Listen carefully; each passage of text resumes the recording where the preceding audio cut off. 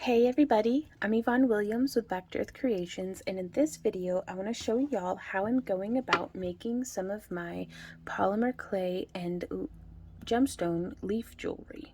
So this is a piece I've been working on so far. I absolutely love that labradorite. Shameless self-promotion, all the links for everything are down in the video description, and we sell a curated stock of gemstones as well as fused glass cabochons and resin and glass moons and all sorts of different stuff over on our website, backtoearthcreations.com. So be sure to check that out if you're into it. But other than that, let's get right into the thick of it. So I like having individual projects on their own tile because the tiles are like 40 to 60 cents at the hardware store.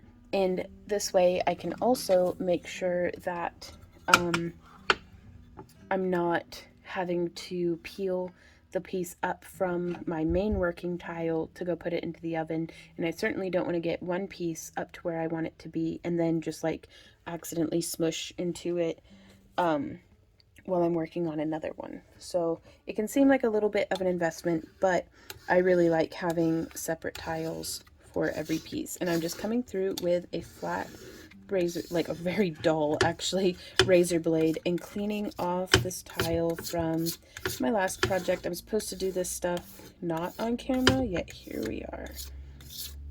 So getting that all nice and clean.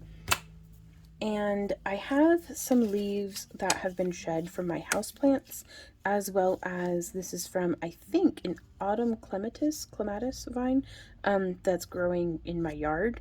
I hope I'm not allergic to it. So I have some Primo Sculpey in, what color is this? Bronze.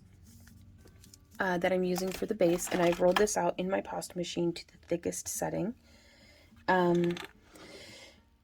You could hand roll it too with just like an acrylic roller and like some cards or something there on the side, but I really like my pasta machine. So I am going to be making a leaf imprint, and I kind of want to make sure like this little part of the leaf here that's like poking down is going to be kind of in the way. So if I had scissors, I'd use, oh no, well, we'll figure it out.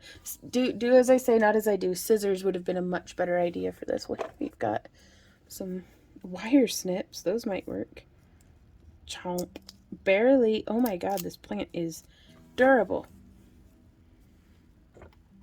So, now that I've completely demolished the top of my leaf, let me go get a different leaf. Okay, so I have retrieved more leaves. I just need y'all to know this one was like the most perfect one in the whole wide world, and I'm very, very sad. But I also did rummage up some scissors. So, and they're like the dinkiest safeties. Anyways, I don't even know why I have these in my house. Let's see if I can, do I want to go a little bigger? Well, hot dog, that is as close to two of the same leaf as I think I'm going to get. So I'm going to come through and snip off. Didn't that work so much better? Just trim off that extra little bit of stem. And then I want to place my leaf. And if you could do this on like a marbled clay as well. I prefer leaves that have not been pressed yet, because if it's very dry and crumbly, then it just gets stuck into the clay. But a nice green leaf does a fantastic job. And I'm just flipping my clay over onto the back side of the leaf because it has a little bit more texture there, which that may vary depending on your leaves that you're using.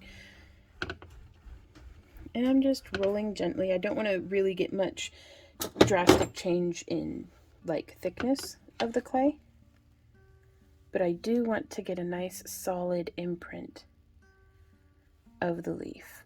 And then being very careful to not mar it with like my fingertips or anything like that, I'm just going to peel it off. And I love how it picks up on all of that vein texture and everything. Now also, if you don't have access to leaves, they do have these little like leaf punches on the market, or you can hand draw your own veining and kind of go from there. Like maybe look up a reference image or do it from your own imagination, just whatever makes you happy. And on this piece here, I just freehanded this section. I'm gonna see though if I don't have some teardrop shaped punches that might, or clay cutters that might coincide a little bit. And of course I don't. Now I might have one that looks nice with it that's a little bit larger. Let's see about that. Yeah. Oh yeah, now that's super cute. Now that one's just a little too small, so I'm going to go up one size because we can always trim it down. I'm just very bad at doing like symmetrical teardrops. Oh yeah, that's perfect. Okay, so whoop. From here, because I don't want to mess up my leaf, I am going to try to trace the outline of this with just a craft knife. And I don't mind going a little past the edge. I just don't want to cut into the leaf shape too much. So there's that side. Now I'm going to slice around and do the same thing on the other side. Again, making sure that I'm not getting too wild with it. There we are. And now we can pull that off, and there is our leaf shape. You can always use a leaf kind of as a base and then just get wild with it. And do all sorts of weird stuff. Like make it curly cute or like just whatever. I'm wondering how many more times I can say get wild with it in the next like 5 minutes. So now I'm holding my knife at about a 45-degree angle and I'm just coming through. This is something you may want to practice on, like some scrap with the first few times, but I'm just coming through and beveling that edge very slightly. I'm going to start a little pile of scrap off there to the side. And then again, positioning my blade. And I just want to trim off that roughest edge, or that sharp edge. I prefer to do it in one sweep if I can. If not, it's not the end of the world. It's just easier to keep it clean looking.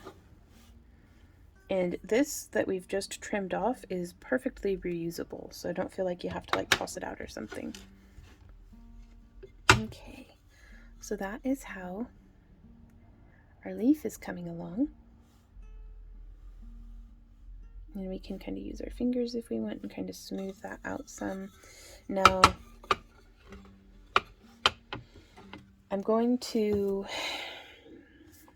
trying to decide if I should, because on this one, what I did was I did the leaf and then I used my finger to rub on all of these actually like chrome nail, like it's for nail art. It's not a Prolux powder, so it's for nail art, but generally the same concept. I just love how metallic and vibrant it is, and it actually holds up pretty well in my experience to being baked at 275 degrees Fahrenheit for up to an hour so far, and it still does really well. So I don't, and then I put on the next layer. I think this time I am going to do the layer, and then I'm going to start assembling everything. So from here, let's take, we have this little fondant cutter that I think is just the cutest little, I'm a fan of fat teardrops. Dumb and thick. There we go. Now the thing is though, is it's always going to leave that kind of like bleh over there at on the side. So you can take that and like smush it out, round it out a bit if you want. I like to just pat it on the table some. And then I like to do that same thing on the other side, because I feel like it makes it look a little bit more on purpose. And now from here, I'm going to set our teardrop down in the center and give it a bit of a smush because I want it to leave an imprint. It's very light. I don't know if you can see it on the camera. And now I'm going to come in with my craft knife and just carve out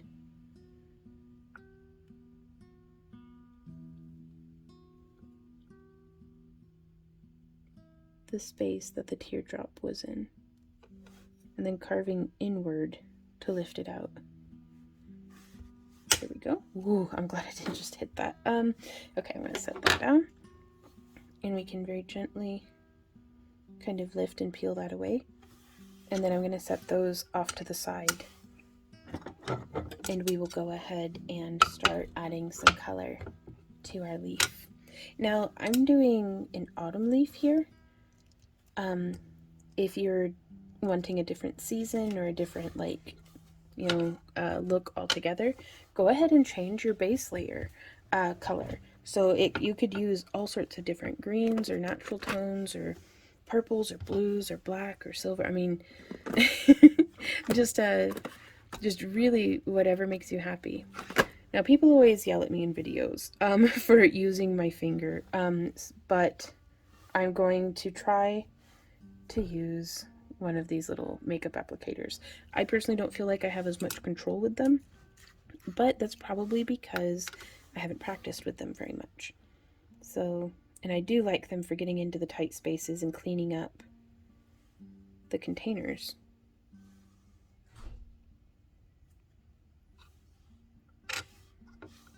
And so I'm just going to burnish some into the tip and then tap. Let's see if we can maybe zoom in just a bit more. And then we can start just coming in, either doing sweeping or circular motions. If I get some on there, I really want to use the cap to tap out the excess. I like my finger better. Sorry, guys. Tap, tap, tap.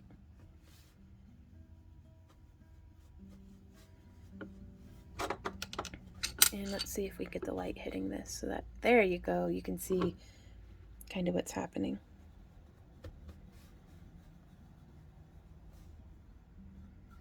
Now, I like to start very lightly because we can always add more. But see, like right there where it laid down like a whole bunch, now I'm going to have a slightly more difficult time blending that out.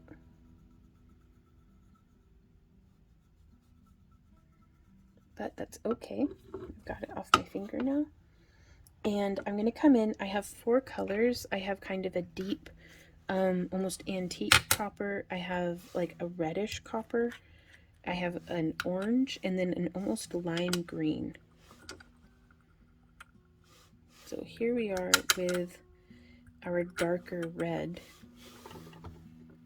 right there. Ooh, that's a lot. That's okay though.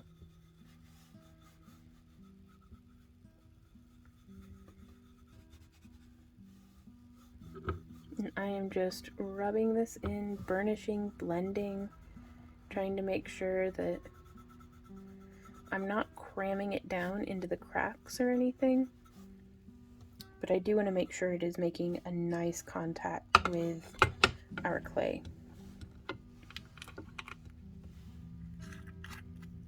There's that. I'm going to do a bit of this lime green next, just for a splash of, we have a lot of maples in our area, and they always turn this like super vibrant green and yellow as they change colors, and it's gorgeous.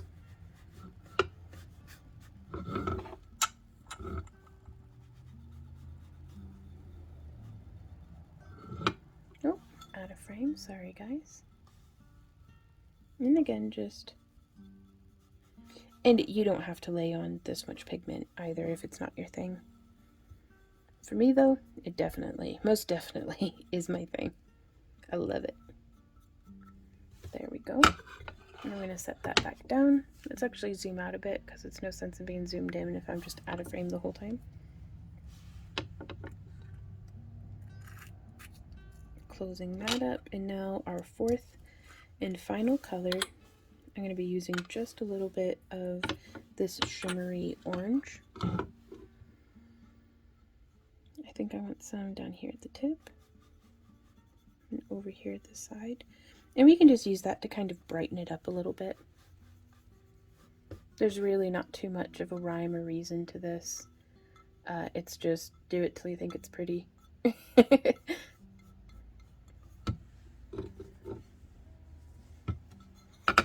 Okay, so now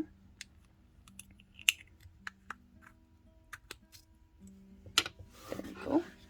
From here, we can take our cabochon and our frame that we had made. Let's decide which way we want. Yeah, I want the teardrop pointing down. So I'm going to set this about roughly centered up.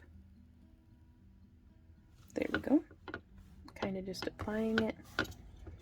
And now this is a leather working stamp that I really like the texture of, but you could use just about anything to give your work the texture that you're looking for.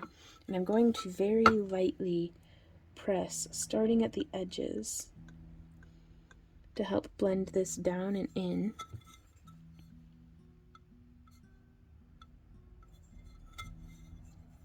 And I'm just boop, boop, boop. I just want to take the corners off and get some of that texture laid down, being very careful to not overshoot and hit the original bottom leaf. So now that we've done that shape, I'm going to set this back down. And now I'm going to come in and kind of roll from the edge to in the middle.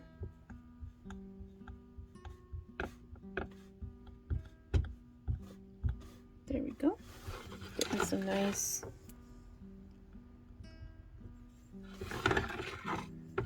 shaping down. I really like that. And now I'm going to take our teardrop and I'm going to position it.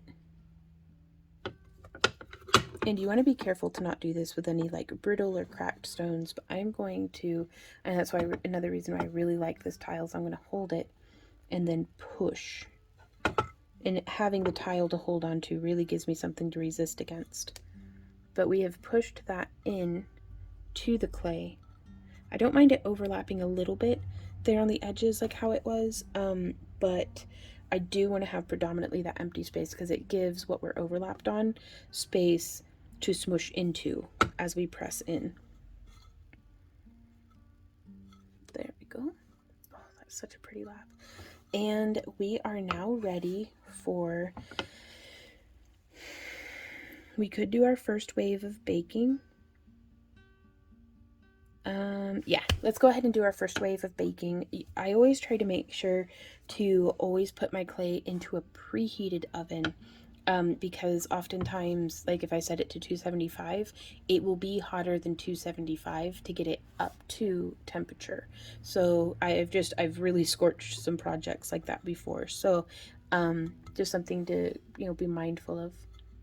Ooh, that's so pretty. Okay. Off to the oven, and I'm only going to bake it for like 15 minutes. That's a pretty thin piece of clay.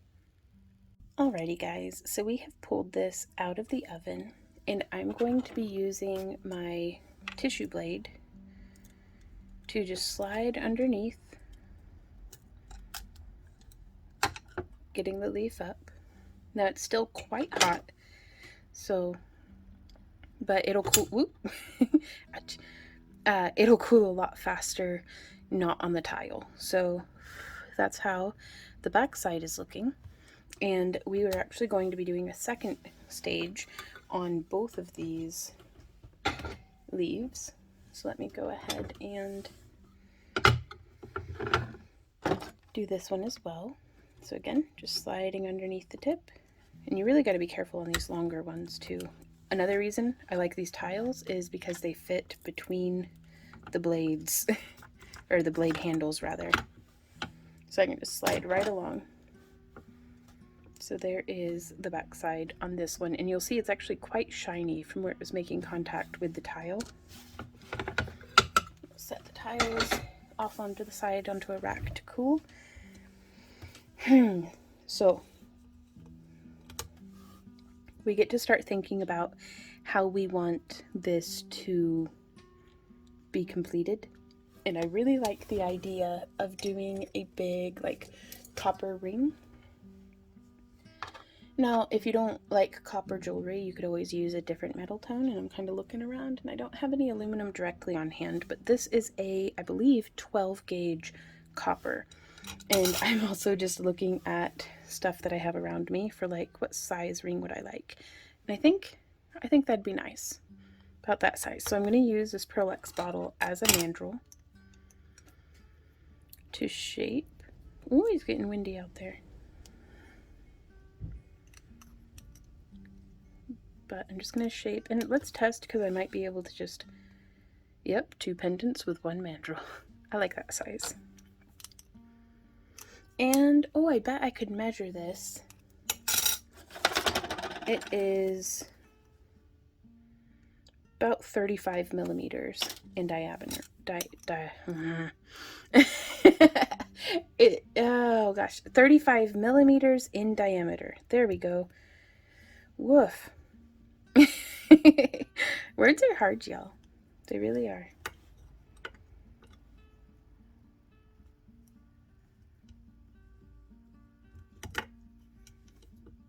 Okay, so I'm just shaping that around. And we're going to have a little bit of scrap, and that's okay, but I'm going to take these wire snips. You know, actually, I don't think we're going to have any scrap. We could take this and hammer it. You could just use like a regular old household hammer. But I'm pretty happy with just leaving it as it is. Though we could use some pliers. Again, I don't have any over by me. I'm going to use my wire snips as pliers just to add a little bit of a bend. I'm coming in by about 1/4 of an inch and just giving it a little bit of a bend. And this is going to let us, first I'm going to reshape it on my mandrel one more time. You could use like a proper mandrel too, I'm sure. But this will keep our pendant from, when it gets pulled on, from just whoop, sliding right out. Just having a little bit of difference there. And maybe we can do that same thing over here on this side. So just coming up.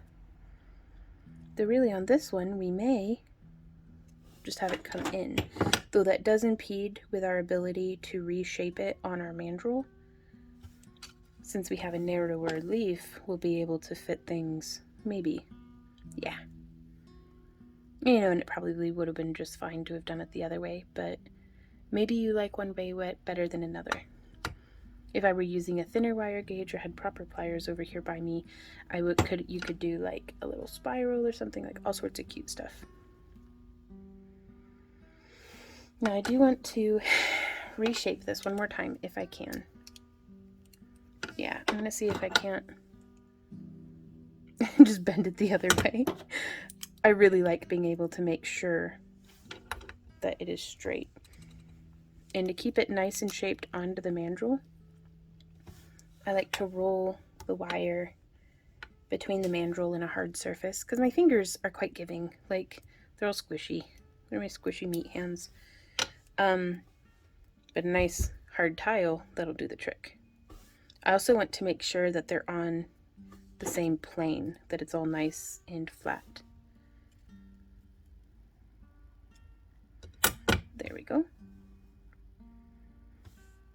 And this way, we'll be able to just have that sitting there like that. Oh, that'll be so neat. Okay, next step is to roll out. You could use black clay. You could, I mean, I was thinking about using black clay, but I don't know if I have any. So I'm just going to use more of this bronze, and I'm going to run it through my pasta machine on the thickest setting. And I'm doing that off camera just because I'm lazy and I don't feel like moving my camera. Do as I say, not as I do, folks. But I'm conditioning the clay too, because it sat here for a while I worked and while things baked in the oven. And so I'm looking for, especially with a metallic like this, I want all of the dog fur to be completely incorporated. No dog fur is better, I think, but I want to be able to fold it without it cracking. And you can see here we have just a little bit of cracking, so it needs some more conditioning. We could put in some liquid polymer clay and stuff like that, but again, you see the cracking? and I'm just folding and rolling, and I'm not paying specific attention to what, like, I'm folding and rolling in both directions actually, because I'm not real worried about, you can get some cool effects with this stuff by folding and rolling it in the same direction multiple, like over and over and over again, and then you can like stamp it and like trim it and it'll have like this mica shift really cool effect. I'm not worried about that. I just want my clay soft and supple and not cracking. And let's fold it, and you can see it still has just a little bit. You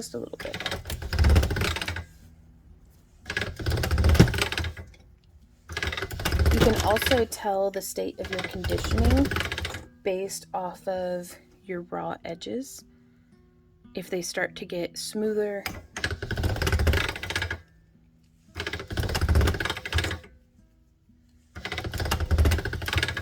like here you can see they're starting to get a good bit smoother. And there we go. There might be one little bit of a crack forming, but this is also 2 or 3 year old clay, so I'm pretty happy with it, all things considered. So I'm going to place this here and use my roller to mash that wire into the clay. Oh, I really should have been doing this on the tile, shouldn't I? Yep, I should have. Okay, so I'm just gonna fold it, and I'm folding it with the indent on the outside, that way it doesn't trap any air bubbles. And that's one pass. This will need a few passes to get that conditioned out, and I'm just folding and rolling some more. There we go. Now, boom, tile. And it's cold enough, that's great. So now from here, we will set this down. You can pick whichever side is prettiest and have that be against the tile, especially if you did like a cute like marbling or something. I'm gonna test on a mandrel one last time. There we go. And now from here, and I kind of wanna, I'm really overshooting it.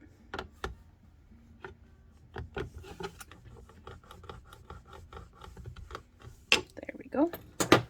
Because now we can position, did I just do the wrong, I did. I sure stinking did. Well, I'll tweak that other one around. We can position this disregarding the clay on the background. I just want to position this leaf so that it looks mounted the way that I want, and I think I really like that. So now from here we could use some liquid polymer clay to bind things together after we've done our initial test fit.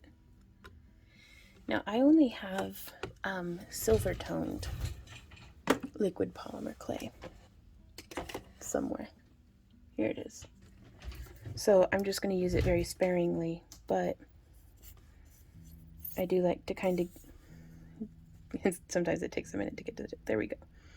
I do like to fill in where that's going to be. There we go. And you can spread this around with your finger, or you can just gloop and bloop. There we go. And just pressing and getting a really nice connection.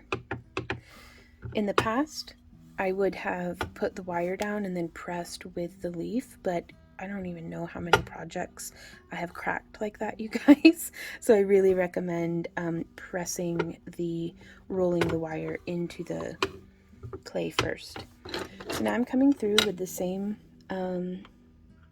craft knife as what I was using earlier, and I'm going to trim with just a little bit of excess.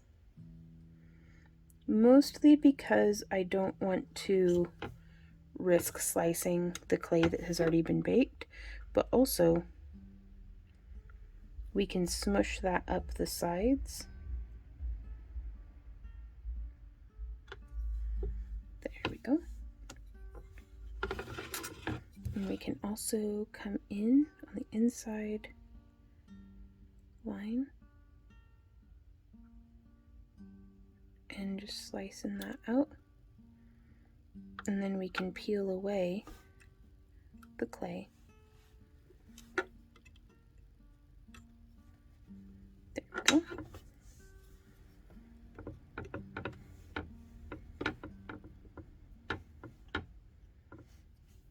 Now also, I wonder.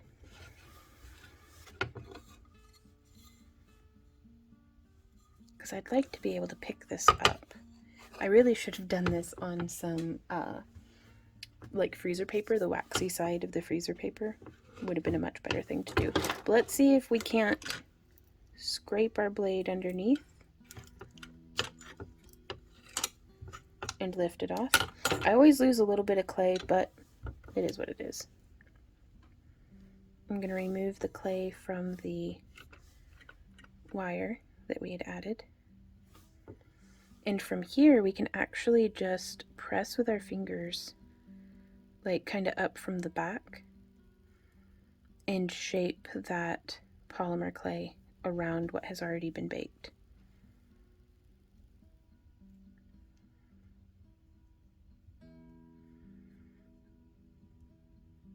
And you can kind of just pet it and smooth it and do all sorts of different stuff that way.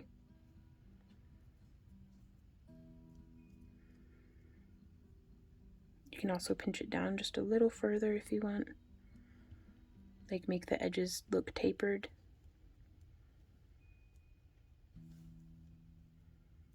And I'm just coming around pinching.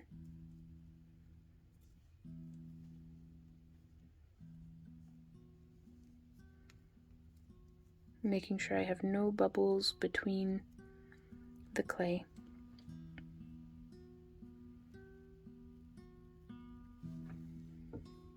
And we could leave it like this, or we could choose to add all sorts of little like vines and different things. And some fake moss and some greenery and stuff. Like, truly the sky's the limit. That's the beautiful thing about clay. Sometimes it can seem a little overwhelming when you're first starting out that you can literally do anything. But it's also really, really nice if after you've been working with it for a few years, you can still do literally anything. I am going to come through here on the back side and add texture with that same tool. Just starting by rolling in from the edges.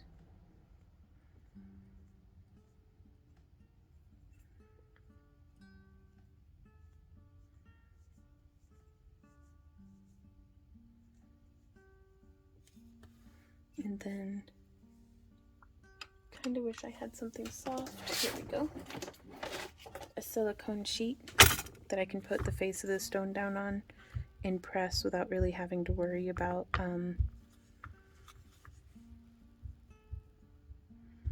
bashing the stone up against the tile.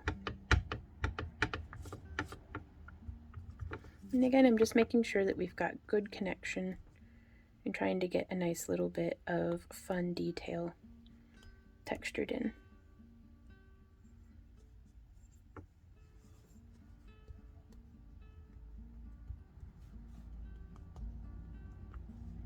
Now, I'm not super worried about this because we are going to be baking it again on its back, so we will lose some of this texturing.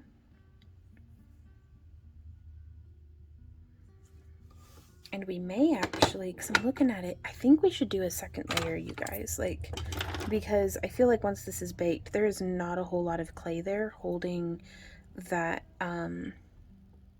wire into place. So I'm going to run my clay through the machine again. Let's see if we can stretch this to make it fit the leaf again.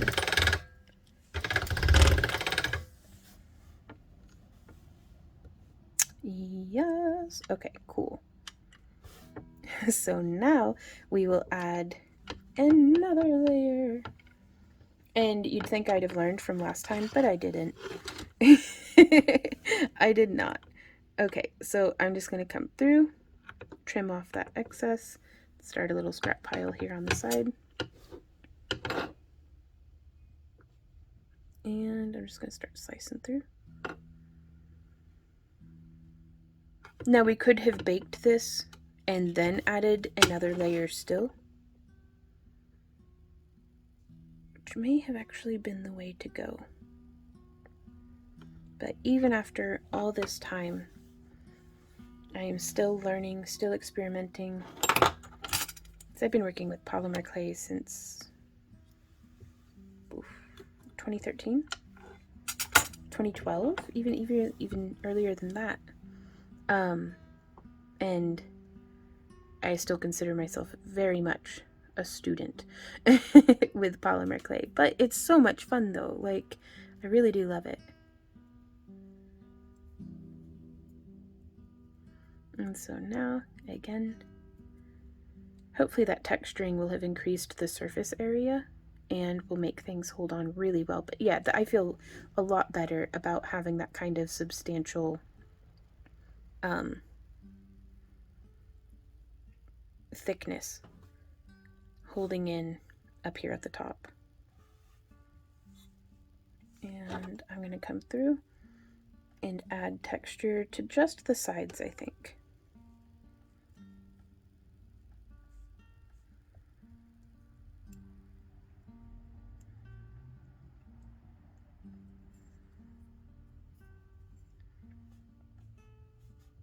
Just swishing around.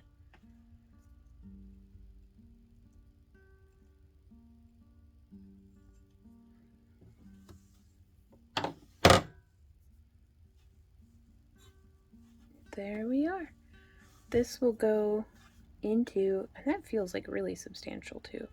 I'm kind of wishing I had shaped them a little bit after, like just a little bit of shaping of the leaf would have been really cool. But this is just the first iteration of hopefully something that will have lots more evolutions in the future. So I'm going to pop this into the oven and then let's see how it comes out.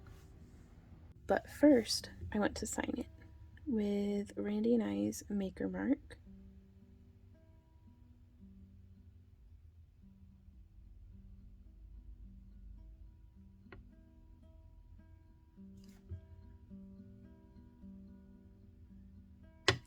What year is it? It is still, at the time of recording, 2021, and I was the only one out of the two of us to work on this piece, so I get the dot. Whenever it's a piece that both of us work on, we both get a dot, and when it's something he works on, he gets the dot. Very cool. Alright, let's flip this over and pop it into the oven. Alrighty, y'all, so this is how it's looking out of the oven, and I have to say I absolutely love it. I'm kind of glad I left this one very sleek. I've decided I'm going to go in and make this one very mossy and intricate and do a lot of stuff on the for the second baking. So be sure to subscribe and sign up for our newsletter at backtoearthcreations.com so that you can stay up to date on when we have new tutorials if you want to see how this one gets finished, because at the time of recording I'll be posting this one, and then like the very next tutorial in our upload schedule after that will be the oblong leaf, which I'm gonna have to look up and see actually what species of leaves these are, just for, you know, for no one's sake. But the last step is I want to go ahead and seal this piece, and here I have some Mod Podge Ultra, and this is in the gloss. I also have it in matte, but for stuff that's shiny like this, gloss. And I actually think I have a marble in here, maybe? Or was it the matte one?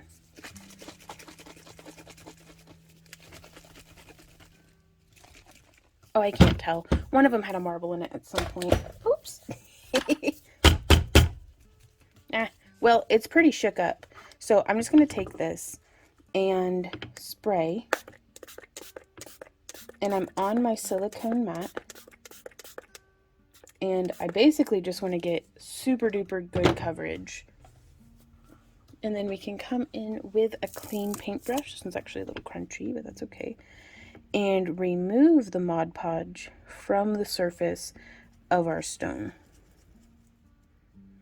because I just want it to get in and around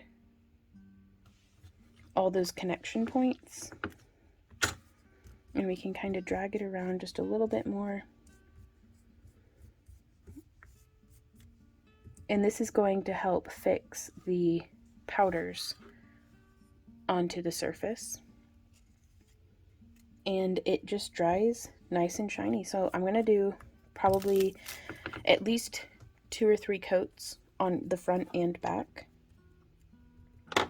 I'm probably going to do one on the front, then after it's dry, flip it, do one on the back, then do another on the back, and then flip it and do the last one on the front, just to make sure there's no like drippies or anything weird like that. So if you'd like to see a finished picture of this, and this isn't like some sort of scheme, I'm just very lazy and want to get this tutorial uploaded, but you can see the finished version both in the thumbnail as well as on our social media. So our Instagram, our Facebook, stuff like that. So links to all of that are down in the video description below. And I do hope that this was helpful to you guys. If you have any questions, comments, or ideas, please do leave them down below.